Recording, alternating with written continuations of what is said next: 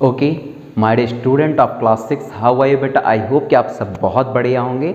अपन लोग आज की क्लासेस में डिस्कशन करने वाले हैं प्रॉपर्टीज़ ऑफ मटेरियल की। इसकी पिछली वाली क्लासेस में आपको इंट्रो तौर पर कुछ शॉर्ट सा फॉर्म बता दिया था, उसमें से आपको बहुत सारी चीज़ें समझ में आई गई होंगी, जैसे मटेरियल होते क्या हैं, इनको किस तरीके से क्लासीफाई करना है, स्टेट ऑफ मैटर के बेसिस पर किस तरीके से क्लासीफाई की गई है एक। और आज जो है अपन लोग देखेंगे प्रॉपर्टीज़ ऑफ मटेरियल के बारे में। तो इसमें अपन लोग देखेंगे इन the basis of the appearance, किस तरीके से दिखते हैं, इसके बेसिस पर कैसे आप लोग क्लासीफाई कर सकते हैं। इन द बेसिस ऑफ सोलबिलिटी के बेसिस पर देखेंगे, इन द बेसिस ऑफ मेटल के बेसिस पर देखेंगे, इन the basis of light transmission की बेसिस पर हम जो है बहुत अच्छे से आज जो मटेरियल है उसको समझने वाले हैं।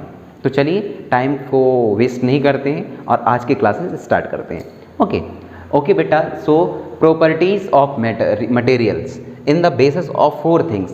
प्लीज़ जैसा लिखा है वैसा ही आप लोगों को अपने नोट्स में बनाना है, तैयार करना है। तो देखिए, इन the basis of appearance, in the basis of appearance, appearance means दिखता कैसे है, मटेरियल्स दिखते कैसे हैं। सो in the appearance line you can see here the appearance of materials varies in color, texture, hard, soft and luster।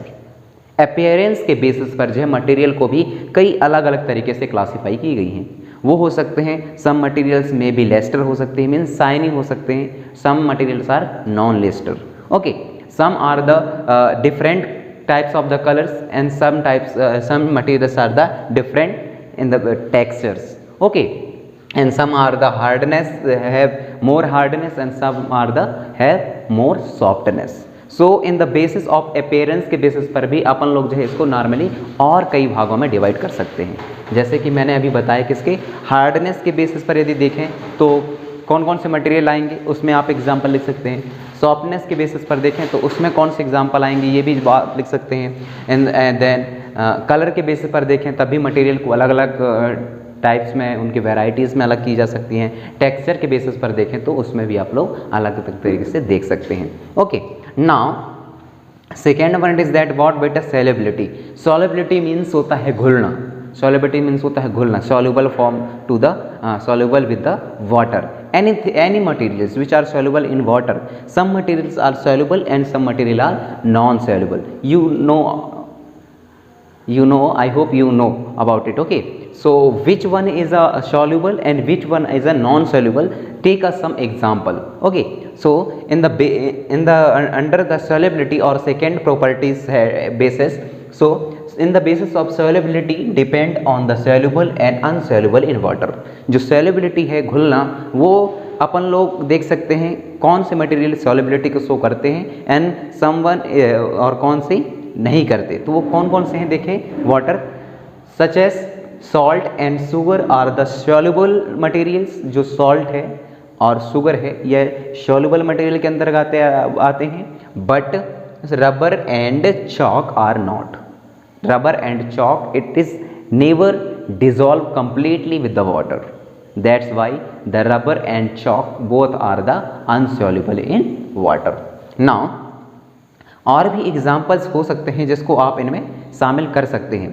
now in the basis of third one, it is a metal kinds of the properties। metal, तो metal के properties क्या होते हैं, जो metal है बेटा ये Lester होता है। लेस्टर मीन्स शाइनी होते हैं, चमकते हैं।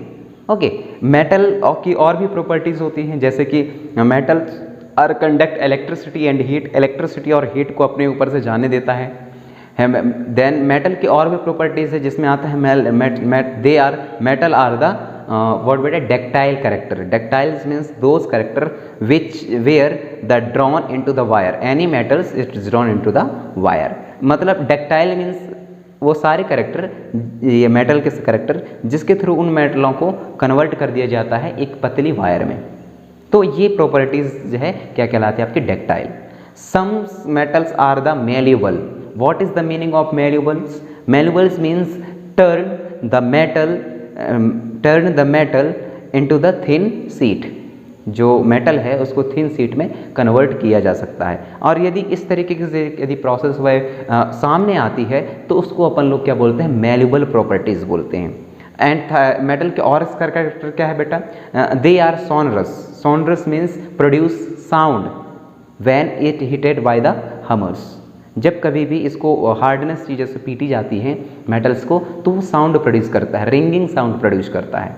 Okay, so these are the properties, some properties which I explain some time before।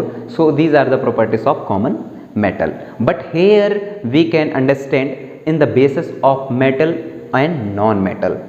कुछ मटेरियल्स ऐसे होंगे जिनको अंडर द मेटल रखेंगे अपन लोग, और कुछ मटेरियल ऐसे होंगे जिसको आउट ऑफ द मेटल रखेंगे, मींस नॉन मेटल के कैटेगरी में रखेंगे। Okay, so based on the metal and non metal character, iron, copper, अच्छे से देख सकते हैं, iron, copper, then silver and gold are the example of metal.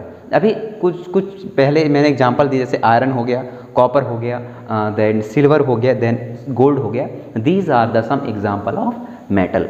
But chalk are not. But chalk, carbon dioxide, gases, mostly gases such as the carbon dioxide, hydrogen, helium, neon, argon, krypton, these are not a metal। why? because they not conduct any kinds of the electricity purpose। Okay, so metal के basis पर भी जो है अपन लोग materials को classify कर सकते हैं। Now and the last one in the basis of light transmission, in the last one in the basis of light transmission. Light transmission means give the permit to allow to goes to another out give the permit to allow goes outside, such as based on the light transmission. तो light transmission के basis पर भी अभी अपन लोग इसको classify कर सकते हैं।